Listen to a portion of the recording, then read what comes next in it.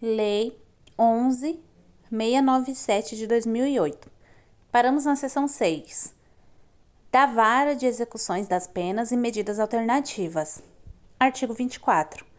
Compete ao juiz da Vara de Execuções das Penas e Medidas Alternativas, inciso 1, a execução de penas restritivas de direito provenientes de sentença penal condenatória, da suspensão condicional da pena e o regime aberto em prisão domiciliar e livramento condicional. Inciso 2. Fixar as condições do regime aberto em prisão domiciliar. Inciso 3. O acompanhamento e avaliação dos resultados das penas e medidas alternativas, articulando, para esse fim, as ações das instituições, órgãos e setores externos e internos envolvidos no programa. Inciso 4. Desenvolver contatos e articulações com vistas na busca de parcerias e celebração de convênios e acordos capazes de ampliar e aprimorar as oportunidades de ampliação e execução das penas e medidas alternativas. Inciso 5. Colaborar com a Vara de Execuções Penais na descentralização de suas atividades. Inciso 6. Designar a entidade credenciada para cumprimento da pena ou medida alternativa, em cada caso, supervisionando e acompanhando o seu cumprimento. Inciso 7. Inspecionar os estabelecimentos onde se efetive o cumprimento de penas ou medidas alternativas. Inciso 8. Decidir os pedidos de unificação das penas referidas no inciso 1 do caput deste artigo, bem como julgar os respectivos incidentes. Inciso 9. Coordenar os núcleos descentralizados de execução das penas e medidas alternativas. Parágrafo único. O Tribunal de Contas Parágrafo único. O tribunal poderá estabelecer mecanismos de cooperação entre as varas de execuções das penas e medidas alternativas, o VPEMA, varas de execuções penais, o VEP, varas criminais e juízos especiais criminais em matéria de execução e acompanhamento das penas e medidas alternativas. Seção 7. Da Vara Cível. Artigo 25. Compete ao juiz da Vara Cível processar e julgar feitos de natureza civil ou comercial, salvo os de competência das varas especializadas. Seção 7A. Da Vara de Execução de Títulos Extrajudiciais e de Conflitos Arbitrais. Artigo 25A. Compete ao juiz da Vara de Execução de Títulos Extrajudiciais e de Conflitos Arbitrais, inciso 1. O processamento e julgamento das execuções de títulos extrajudiciais, inclusive quando figurar como parte qualquer das pessoas jurídicas referidas no artigo 35 desta lei, ressalvada a competência da Vara de Execução Fiscal do Distrito Federal. Inciso 2. O processamento e o julgamento dos embargos do devedor, dos embargos de terceiro, das cautelares, dos processos incidentes e dos incidentes processuais relacionados a execuções de títulos extrajudiciais. Inciso 3. O processamento e o julgamento das ações decorrentes da Lei 9307, de 23 de setembro de 96, a Lei de Arbitragem, ressalvadas as questões falimentares de competência da Vara de Falências, Recuperações Judiciais, Insolvência Civil e Litígios Empresariais do Distrito Federal. Seção 8. Da Vara da Fazenda Pública. Artigo 26. Compete ao juiz da Vara da Fazenda Pública processar e julgar. Inciso 1. As ações em que o Distrito Federal, entidade autárquica ou fundacional distrital ou empresa pública distrital forem autores, réus, assistentes, litisconsortes ou opoentes, excetuadas as ações de falência, as de acidentes de trabalho e as de competência da Justiça do Trabalho e dos Juizados Especiais da Fazenda Pública. Inciso 2. As ações populares que interessem ao Distrito Federal, à entidade autárquica ou fundacional distrital ou à empresa pública distrital. Inciso 3. Os mandados de segurança contra atos de autoridade do Governo do Distrito Federal ou de entidade autárquica ou fundacional distrital ou empresa pública distrital, ressalvada a competência originária do Tribunal de Justiça. Parágrafo único. Os embargos de terceiro propostos pelo Distrito Federal, entidade autárquica ou fundacional distrital ou empresa pública distrital serão processados e julgados no juízo onde tiver curso o processo principal. Seção 9. Da Vara de Família. Artigo 27. Compete ao juiz da Vara de Família, inciso 1, processar e julgar. A linha A. As ações de Estado. A linha B. As ações de alimentos. A linha C. As ações referentes ao regime de bens e à guarda de filhos. A linha D. As ações de petição de herança, quando cumuladas com as de investigação de paternidade. A linha E. As ações decorrentes do artigo 226 da Constituição Federal. Inciso 2. Conhecer das questões relativas à capacidade e curatela, bem como de tutela, em casos de ausência ou interdição dos pais, ressalvada a competência das varas da infância e da juventude e de órfãos e sucessões. Inciso 3. Praticar os atos de jurisdição voluntária necessários à proteção de incapazes e à guarda e administração de seus bens, ressalvada a competência das varas da infância e da juventude, de órfãos e sucessões e de entorpecentes e contravenções penais. Inciso 4. Processar justificação judicial relativa a menores que não se encontrem em situação descrita no artigo 98 da Lei nº 8069, de 13 de julho de 90. Inciso 5. Declarar a ausência. Inciso 6. Autorizar a adoção de maiores de 18 anos. Seção 10. Da Vara de Órfãos e Sucessões. Artigo 28. Compete ao juiz da Vara de Órfãos e Sucessões, inciso 1, processar e julgar os feitos relativos às sucessões causa-mortes. Inciso 2, processar e julgar a arrecadação de herança jacente, bens e ausentes e vagos. Bens de ausentes e vagos. Inciso 3, praticar os atos relativos à tutela de órfãos, ressalvada a competência das varas da infância e da juventude. Inciso 4. Praticar os atos de jurisdição voluntária necessários à proteção de órfãos e à guarda e administração de seus bens, ressalvada a competência das varas da infância e da juventude. Inciso 5. Processar e julgar as ações de petição de herança quando não cumuladas com as de investigação de paternidade. Seção 11. Da Vara de Acidentes do Trabalho. O artigo 29 foi vetado. Seção 12. Da Vara da Infância e da Juventude. Artigo 30. Compete ao juiz da Vara da Infância e da Juventude, inciso 1, conhecer de representações promovidas pelo Ministério Público para apuração de ato infracional atribuído a adolescente, aplicando as medidas cabíveis. Inciso 2. Conceder a remissão como forma de suspensão ou extinção do processo. Inciso 3. Conhecer de pedidos de adoção e seus incidentes. Inciso 4.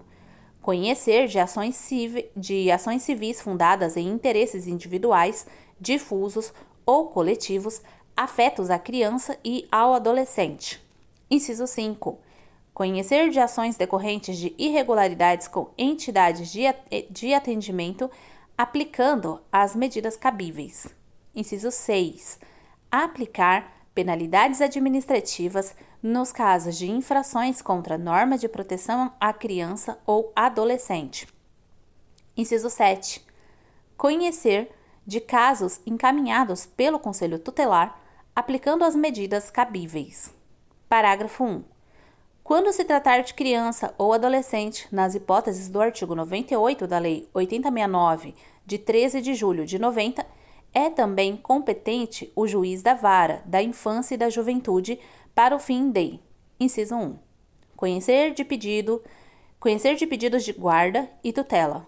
Inciso 2, conhecer de ações de destituição do pátrio poder, perda ou modificação da tutela ou guarda. Inciso 3, suprir a capacidade ou o consentimento para o casamento.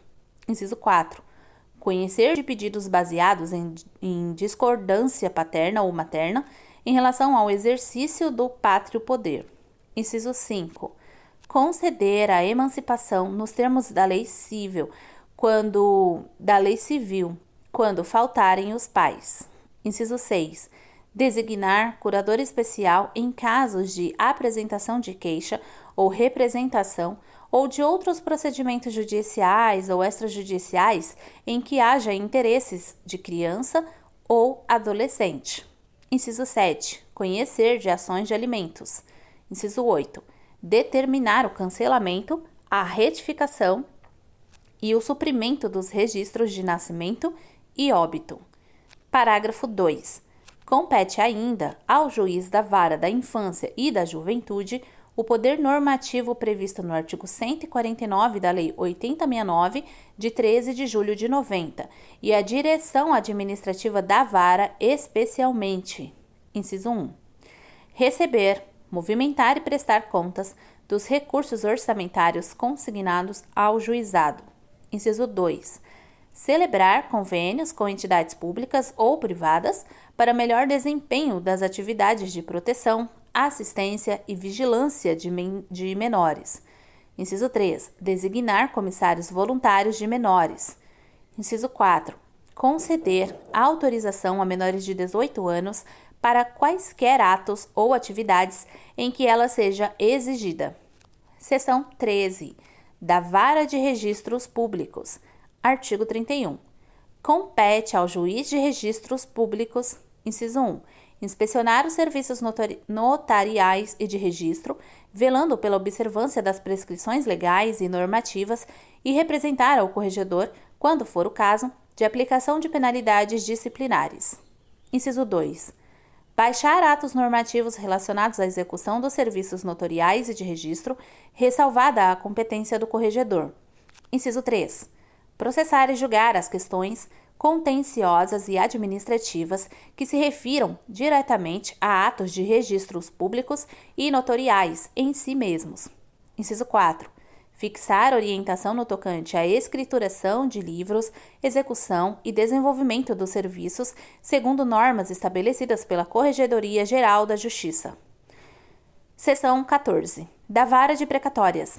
Artigo 32. Compete ao juiz da vara de precatórias cumprir todas as cartas precatórias, rogatórias e de ordem remetidas ao Distrito Federal, ressalvada a competência das varas de falência e concordatas, execuções penais, infância e da juventude e auditoria militar. Seção 15.